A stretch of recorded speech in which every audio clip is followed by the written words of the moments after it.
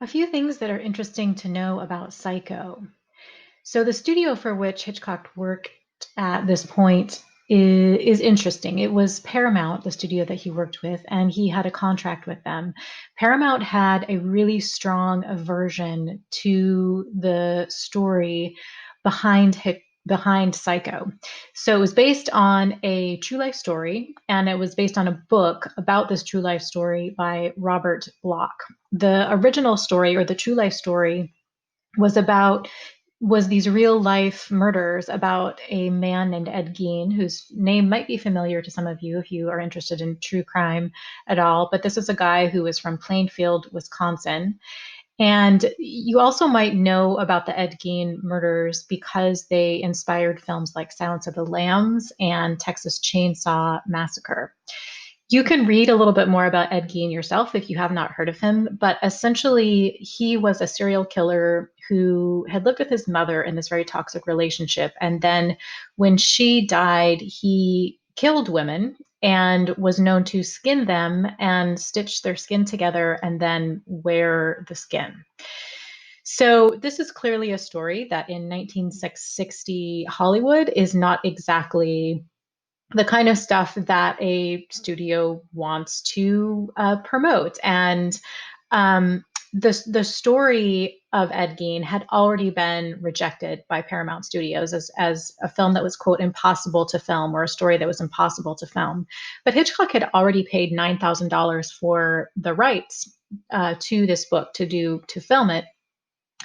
Paramount, when they discovered he had done this, were horrified, and that he would consider the Ed Gein story suitable material. And they really did everything they could to put him off. They claimed that there was no Paramount studio space available for him to use, for example. So basically, like, no, you can't even do it because practically you couldn't work it out. But Hitchcock really was determined to film Psycho, and he came up with a plan that even Paramount couldn't refuse. So he agreed to pay for the film himself to foot the bill for the film. He gave up his usual $250,000 director's fee, which sounds like a lot to me today, but was even more in 1960, 1959. He even arranged to make the film using facilities at Paramount's rival studio, which at the time was Universal International. And notably, Hitchcock worked with Universal after that. And in exchange for all of these concessions that Hitchcock would make, where he was basically figuring out the details for himself and paying it for himself, Paramount agreed to promote and distribute the film. And they also agreed to give Hitchcock 60% ownership of the film negative, which ended up being a really good thing for Hitchcock because the film made so much money. The marketing for this film and the production of it are quite unique in film history up until this point. So, preparations for filming were all done in secret. Hitch didn't want anyone to know what he was doing. The film wasn't given a title, it was just called Production 9401. Um, Vera Miles, who plays Lila, recalled that the cast and the crew had to raise their right hands and promise not to reveal any details of the story. And this swearing to secrecy actually got around. And the fact that the cast and the crew had to swear to secrecy actually ended up raising interest in the project itself because it was so secret. But apparently it did remain secret. And so this swearing to secrecy story was all the better for Hitchcock because people were there was a buzz about the film before it came out. The film poster, too, interestingly, which you can see on the left hand side there, it avoids showing really anything of the murders, but it concentrated on the sexual explicitness contained in the film, or what would then be thought of as sexual explicitness. So, this prominent picture of Janet Leigh in a bra, and then John Gavin, who plays her boyfriend Sam Lewis, there on the bottom with this naked chest. So, there's this reference to it being about some kind of sexual story rather than the idea of the murders, which is, of course, what Hitchcock wanted people to be shocked by when they actually got to the film. Also, another thing that Hitchcock insisted in terms of how this film would be shown and the marketing for the film, Hitchcock insisted that if cinemas were going to show Psycho, so if Psycho, a particular theater wanted to show Psycho, they would have to control the way that their audience saw the film. So the conditions that the theaters had to agree to were made a part of the contract.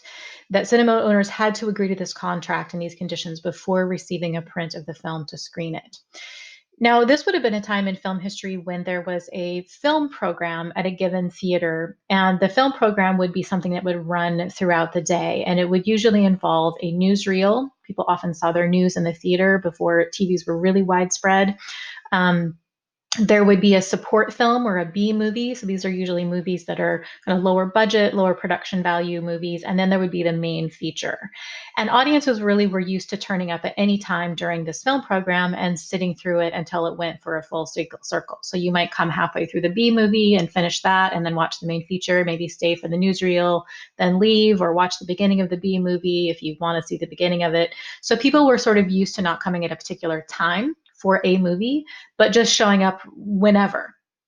So, but one thing that Hitchcock demanded was that no one would be admitted to the theater after the film had begun. So this was really new.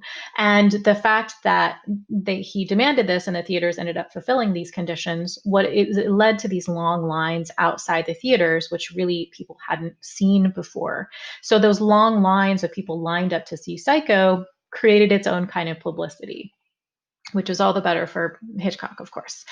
Also for the marketing, there are these large cutouts. You can see an example of one on the right-hand side there of Hitchcock that were placed in the foyers of the theater bearing this sign, "Please don't spoil the ending. It's the only one we have."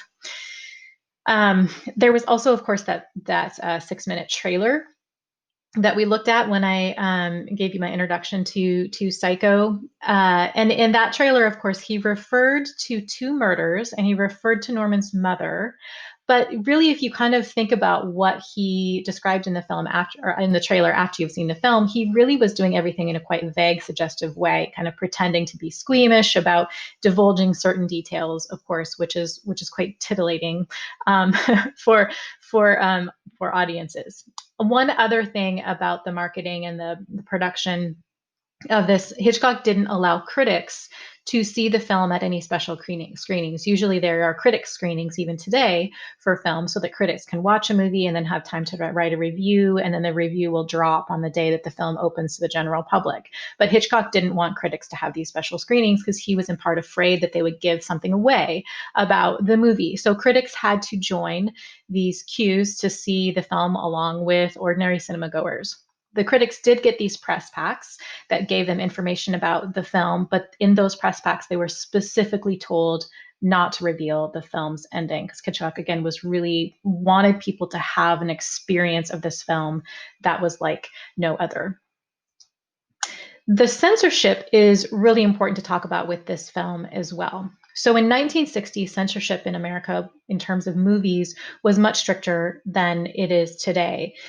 Early in the 60s or in the 60s went on, that censorship started to break down. But basically at the time, all screenplays and films had to gain approval from the Motion Picture Association, or the MPA, and they enforced this code of ethics, this ethical code, often known as the Code, which was established in 1930 by the Hays Office, named after the first boss, ex-Postmaster General Will H. Hays. But basically, under this Hays Code, and then in the iteration of the MPA code, if the film failed to be approved by this code or by this the Hays office or the pictures MPA, then it was very unlikely to be shown in most cinemas, and it probably wouldn't even be made. So even the screenplay had to be approved by the MPA.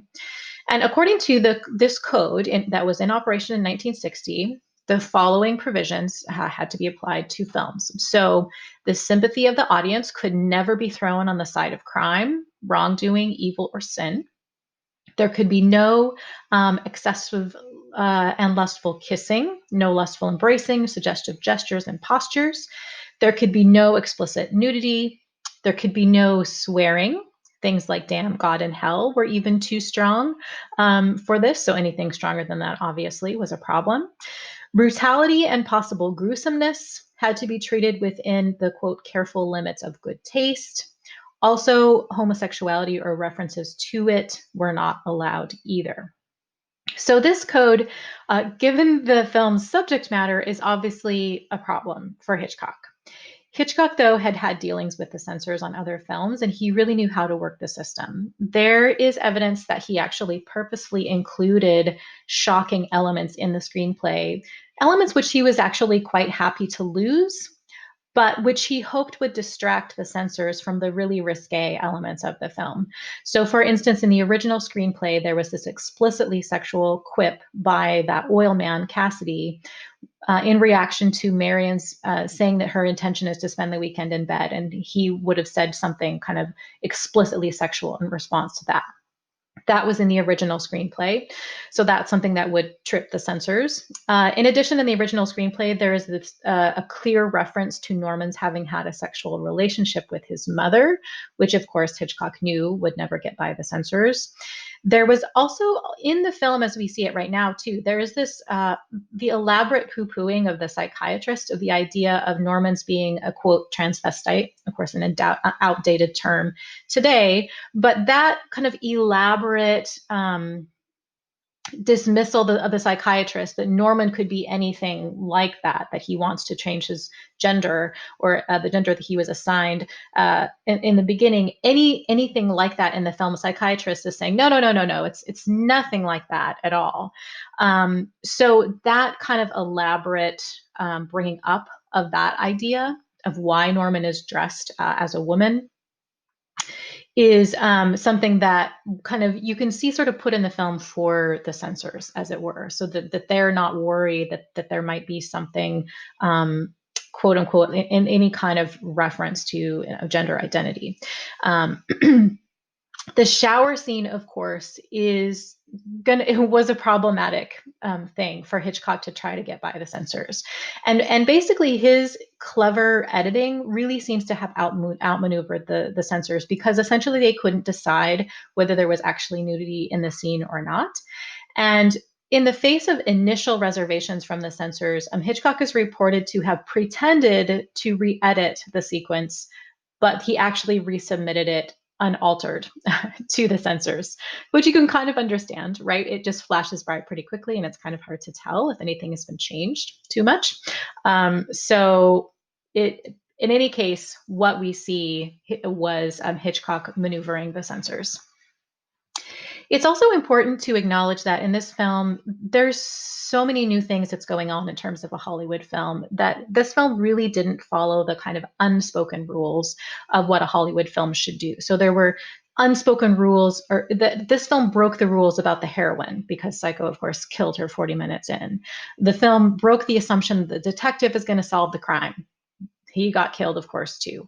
It broke the assumption that there's this new romance that would bloom between Marion and Marion's boyfriend Sam and her sister Lila. Nope, of course that doesn't happen. And then, of course, there is no happy ending. And we get an explanation of sorts, but we're left with a smiling face of Norman Bates submerged in his mother, of course. So, in other words, this film really broke all the rules. And I think we can't underestimate the impact of that and how it would have played, especially in 1960, for audiences. A few other tidbits that you might enjoy. During the writing of the script, Hitchcock often acted out certain episodes of what was happening in the film for the screenwriter's benefit. And so he was very carefully rehearsing or acting out this scene where Norman wraps up the stabbed body in of Marion in the shower curtain when Alma, his wife, suddenly walked in, and both men, the screenwriter and Hitchcock, screamed in shock. So Hitchcock and the screenwriter were so involved in what they were doing that they screamed when someone else walked in. Janet Leigh in 1948, I think we can't underestimate how that she was sort of this glamour girl. She was actually named in 1948 as the #1 glamour girl of Hollywood. So she just herself, especially like on the poster, that is a titillation in itself. Hitchcock, Janet Leigh, and Anthony Perkins, were apparently on really, really good terms during the shoot, and they really enjoyed working with each other. And it's interesting, actually, because Hitchcock generally didn't care for actors having their own ideas. He had very specific ways he wanted things to be done, down to every little detail. But he did actually like Anthony Perkins' idea to eat candy for his role. So that was something that Anthony Perkins' idea, and of course he kept that in. And I think we see it as a great element of Norman's character, which he's eating like a bird. He's eating this candy corn like a bird. Um, Janet Leigh also was an object of Hitchcock's practical jokes. Hitchcock was a practical joker.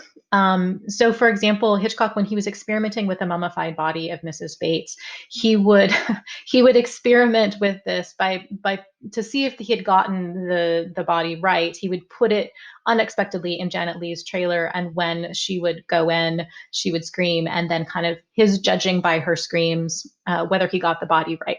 So.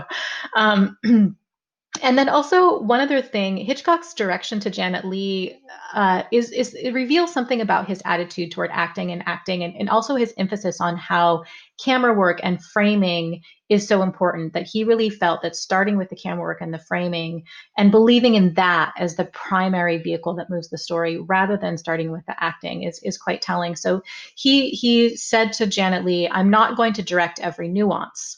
But if you don't come up with what I need, I will bring it out of you. And if you give too much, I'll tone it down. What you do has to fit into my framework and within my camera angle." So he's actors really did enjoy working with him, but he very clearly had a specific idea of how he wanted their acting to fit into his camera framing. So that says a lot about him as a director. There's also some indication that while during the shooting of the film, Hitchcock really was not at all sure that this would be a successful film. He was pretty unsure that it would actually work.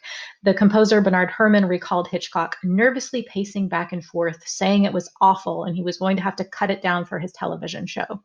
Bernard Herrmann says he was crazy. He didn't know what he had. So Herrmann recognized something maybe that Hitchcock himself didn't recognize. Hitchcock was in part persuaded by Alma Hitchcock, his wife, who had been someone who consistently encouraged him in the making of the film. And so he persevered in the making of it. And also, as soon as Hitchcock saw the film with Bernard Herrmann's score, he was finally convinced that this was a film that was going to work. He said 33% of the effect of Psycho was due to the music. So I know 33% doesn't sound like a ton, but 1/3 of the effect, especially for someone who is such a perfectionist and so sure of his own kind of visual storytelling, for him to say that I'm going to give 1/3 of the credit of the why this film worked to the music is a pretty significant statement for him to make. Now, there is so much thematically that we can discuss about this film, and I'm going to try to cover a few things that strike me as particularly significant. So, the opening frames and the opening scene, which you can see playing here a little bit, they are quite interesting in terms of what they establish. So, the opening movement of the film, and Donald Spoto notes this, it specifically situates us as voyeurs. He notes that the camera does what the moviegoer has done as it moves from the bright exterior setting at midday and into a dark room. It finds an empty chair, moves over, sits in the chair, and looks up to see half naked lovers. So at the beginning of the film, the camera is situated with us as viewers. We are the camera, we are the eyes, we are the voyeurs. Robin Wood also notes that the camera seems to kind of hesitate a little bit outside and then chooses one particular window and then moves into this darkened room. And he says we are to be taken forward and downward into the darkness of ourselves. That Psycho begins with the normal, the outdoor, bright setting, and draws us into the abnormal. Wood also notes quite brilliantly that the film begins with making us aware of the specific time. You can see it there, 2:43 p.m. in the afternoon, and it ends in which time has ceased to exist, with a man who doesn't even know who he is anymore. So part of the horror of the film really is in that movement of the ordinary into the psychotic, where time doesn't matter anymore. The scene where Marion, so the scene that then Marion and Sam like inside this room is really interesting because one of the film's key themes emerges. So one theme is this sense of the oppression of the past over the present. We have these two lovers we discover, and as the scene goes on, we find out they can't marry because of Sam's dead father's debts and because of the alimony of his dead wife. So Sam, and to condense that into a short way of thinking of it, Sam and Marion cannot live in the present because Sam is bound by the past. And we'll see that idea of the past having this pall over people living in the present, especially when we get to Norman. So there's a kind of linking right away between Norman and Marion. Another theme, this first scene of these two lovers meeting secretly, this image of this lover's secret meeting, also links to this idea of doing things that must be concealed from the outside world. This idea of secrets, of the fine line between the normal and the abnormal, and specifically related to things that are in sexual in nature. And that again is also a direct connection to Norman, who is kind of secretly involved in kind of these secrets that are linked to sexuality in some way. Finally, about this opening scene, it's really important to note how much is being done here to make us identify with and sympathize with Marion, because we need to be on her side when she takes the money. So, and as we watch Sam and Marion, we do side with her. He's insisting on waiting, and we see it quite distressing to her. The camera associates us with her disappointment and her pain. We can see the focus on her face here, because she doesn't want to continue this illicit relationship.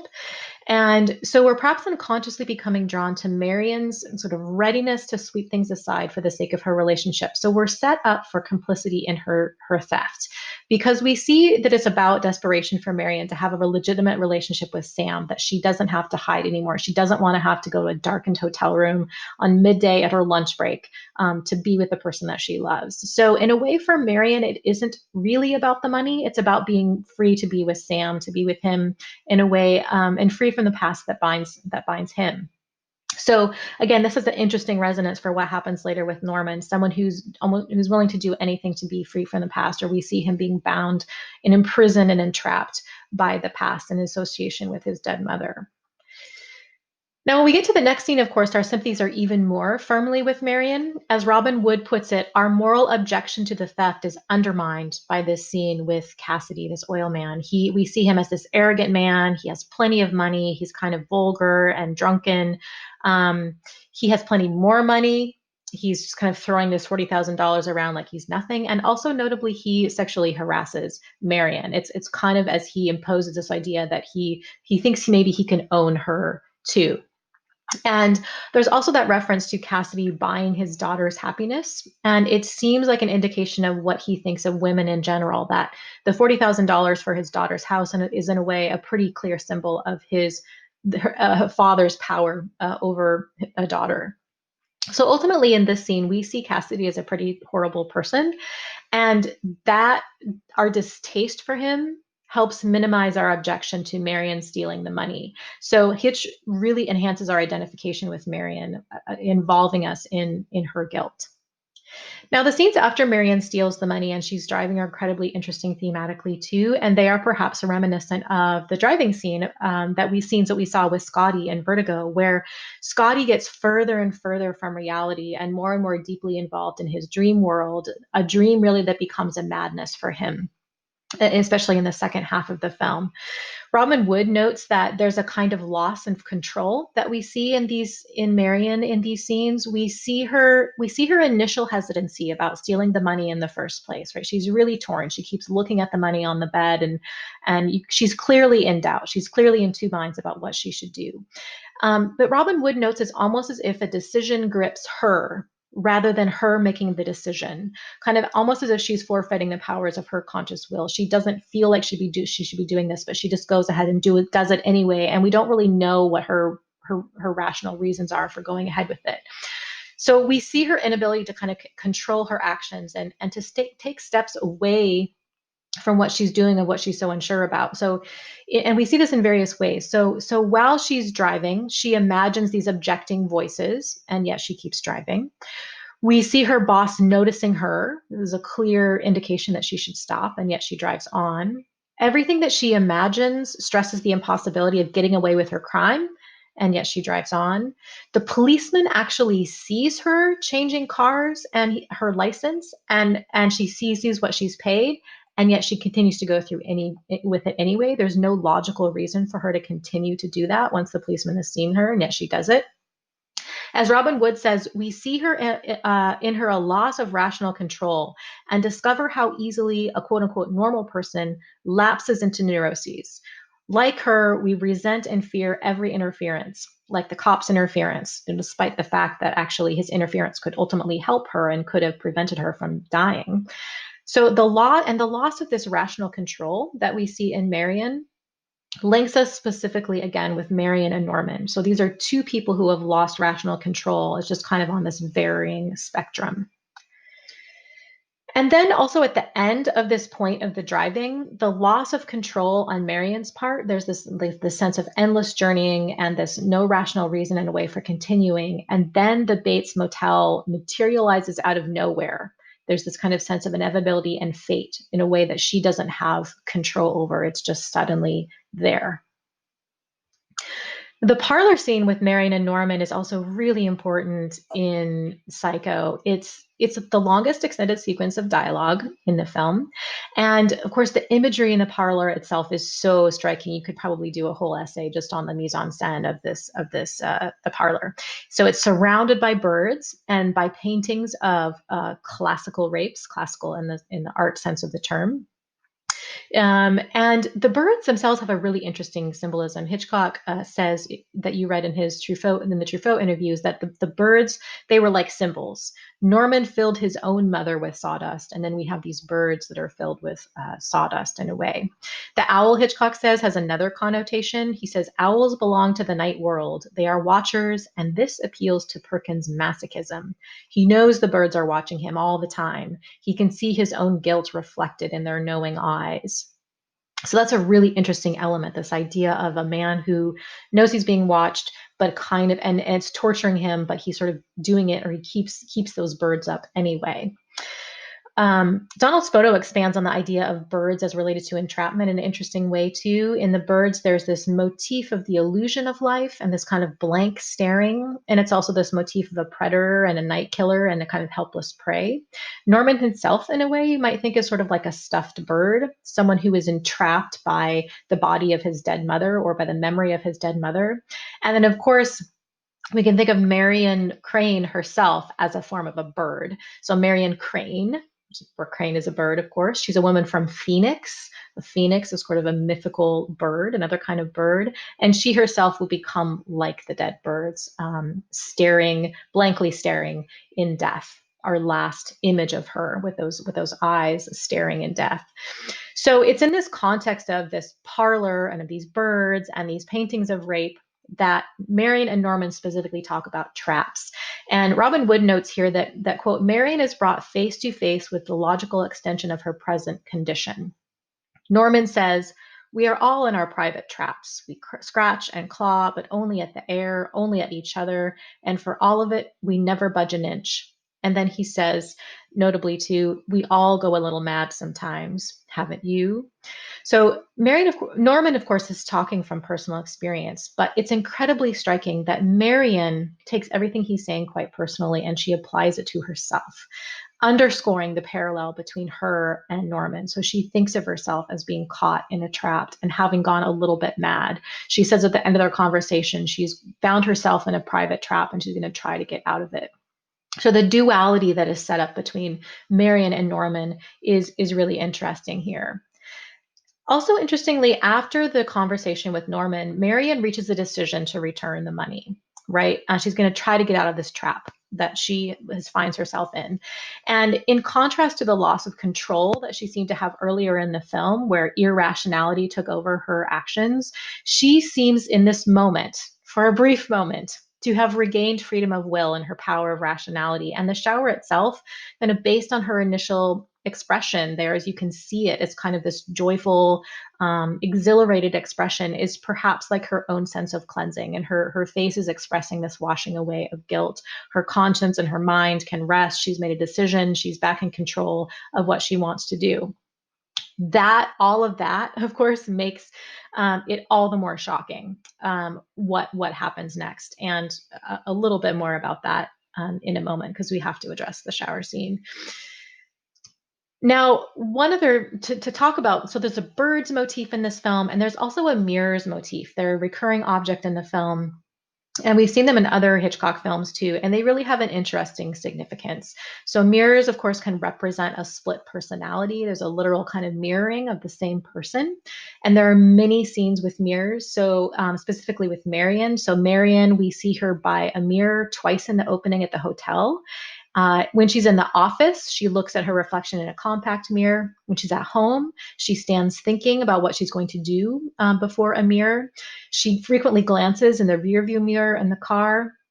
In the car lot bathroom, she's counting out her cash by a mirror. She's reflected in a mirror when she checks into the Bates Motel. And Robin Wood notes that the idea of doubling, so this sense of a normal mindset and an abnormal mindset being paired within the same person, as it were. So a rational side and an irrational side being caught in the same person. And we see that in Marion specifically, and of course we see it in Norman himself. And that repeated parallel between then Norman and Marion provides this kind of through line or continuity. And Wood says it is part of the essence of the film to make us feel that continuity between normal and the abnormal, between this compulsive behavior of Marion and the psychotic behavior of Norman, and that both of them also are people that are kind of two minds, as it were. Marion herself is of two minds about what she should do when we see the rational and the irrational kind of caught in the same person. And then Norman himself is almost quite literally of two minds, both his mother and himself, and they're at war with each other. In terms of imagery and motif, we also have to talk about the motif of eyes and looking and watching. Donald Spoto notes that there's an overt image of voyeurism that becomes important and that we are complicit in it. So in the hotel, we spy on Marion with Norman. The camera swings up close to Norman's eye, the bottom left shot there, and then we do the watching Marion through the peephole in Norman's voyeur POV.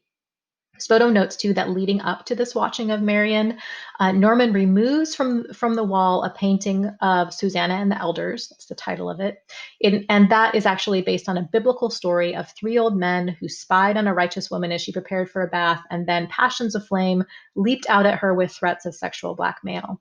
So Norman takes that painting off the wall, this painting of deadly voyeurism, and he replaces it with the act itself.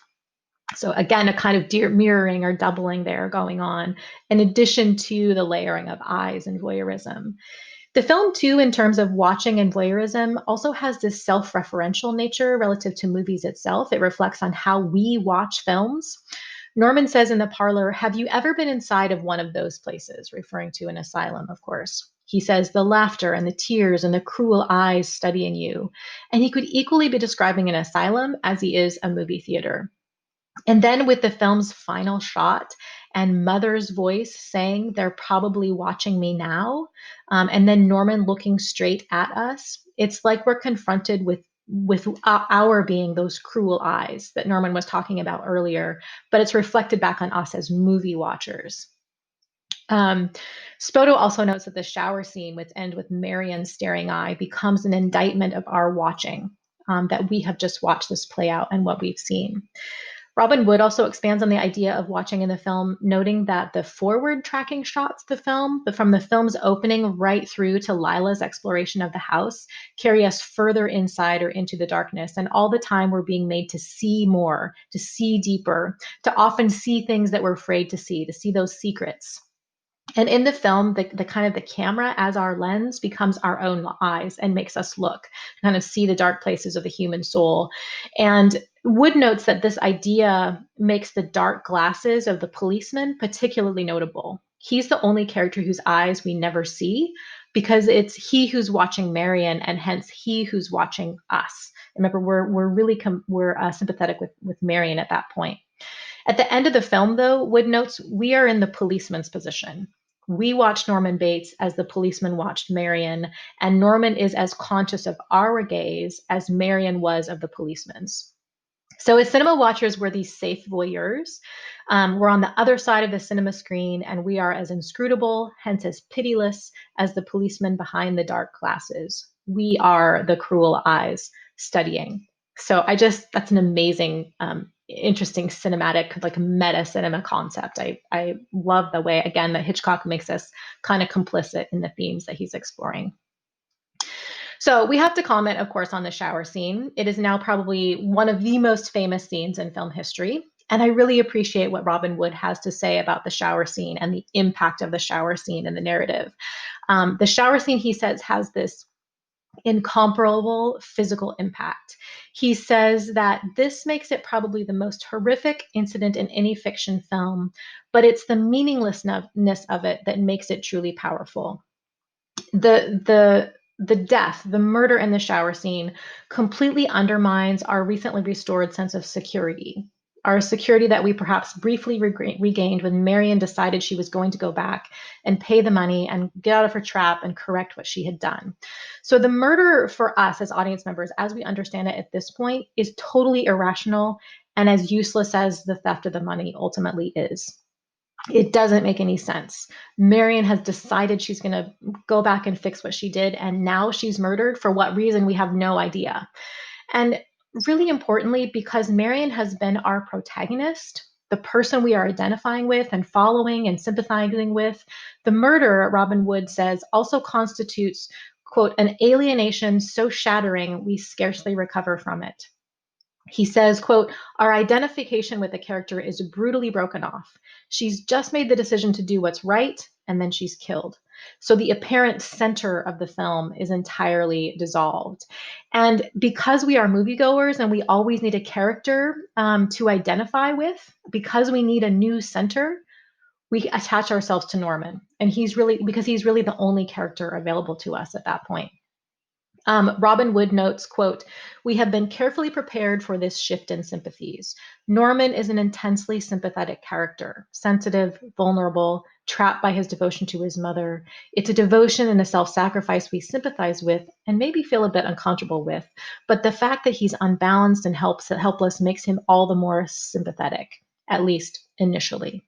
So it's truly an amazing switch here that Hitchcock takes us off of Marion and gives us Norman to attach ourselves to sympathize with. And he is the person who just killed our protagonist. We don't know that yet, of course, but our sympathies do eventually shift from Norman to Lila, but it's how we feel moment to moment in this film, the way that Hitchcock is able to manipulate our sympathies that really matters and tell us really the power that cinema has. As Truffaut says, to kind of put it mildly, the viewer's emotions are not exactly wholesome at this point in terms of where our sympathies lie. We should also talk about the psychiatrist scene. Now, some viewers have disliked the last part of Psycho, where the psychiatrist explains what really happened, because it seems to go against everything Hitchcock believes in. So much telling, right? So little showing, all this dialogue. What happened to Hitchcock's like aversion to dialogue? But I think it's really interesting, and I think the psychiatrist scene can really only be understood in the context of the very last sequence with Norman and Mother. Robin Wood says, the psychiatrist's explanation has been much criticized, but it has its function. It crystallizes our tendency to evade the implications of the film by converting Norman to a mere case, a medical case, a psychiatric case, and hence something we can easily put from us, as if he's just a case you can read about in a book. Interesting. We can scratch our chins about it. Wood goes on, the psychiatrist, glib, complacent, reassures us. But in the moments after the explanation, Hitchcock forces us to reject this glib explanation. We see the doctor's words are only jargon, as Bodo puts it. We see on reflection that the explanation ignores as much as it explains. And Robin Wood goes on, when we get to that final sequence, quote, our vaguely dissatisfied feelings are brought to consciousness by our final confrontation with Norman. It's an entirely static scene, and it is the most unbearable and horrible in the film. For in it, we see that Norman's identity has finally dissolved into Mother. The mother declares herself innocent, and to prove it, she spares the fly. It is Norman who is named the butcher by Mother. It is a human being who's split in two, one side fully condemning and even ridiculing the other side of himself. And as Wood notes, we witness the annihilation of a human being. The fly bit reminds us too of Marion, this human being who wasn't spared, but ironically and tragically here, Mother is sparing the fly. And I think you can read The Sparing of the Fly as this kind of pathetic attempt at expiation, an attempt at reparation for wrong, as if even Mother knows the horror of what she's done, but cannot admit it. So she has to prove it with the fly and then shove the guilt onto Norman, which is, of course, ultimately all the more tragic because it's one person that's shoving guilt onto another side of himself, as it were. And then there's this really wonderful triple dissolve at the end of the film. It's this split second where we see these layered images of Norman and of the mother's 10-year dead face and the muddy car carrying Marion's dead body. And there's this sense of finality that's really kind of intolerable. And there's no escape from this, whatever the psychiatrist's explanation was. There is no happy ending. And we also know uncomfortably that at one point we have sympathized with Norman, this face that we're seeing on screen. Robin Wood says, as a final statement about the film, the greatness of Psycho lies in its ability not merely to tell us something, but to make us experience it. He says, this means that no analysis on paper will be effective. It also ensures that no analysis, however detailed, can ever become a substitute for the film itself, since the direct emotional experiences survive any amount of explanatory justification. So, whatever hesitancy I think we have about the psychiatrist's explanation, Hitchcock, in a way, puts in our face again the power of the visual and the power of cinema and the power of the emotions that come with those visual images. And in a way, shows us what cinema can do by pairing it with a ridiculous psychiatrist's explanation, and overriding all of that and leaving us with confronted with kind of this image of Norman here.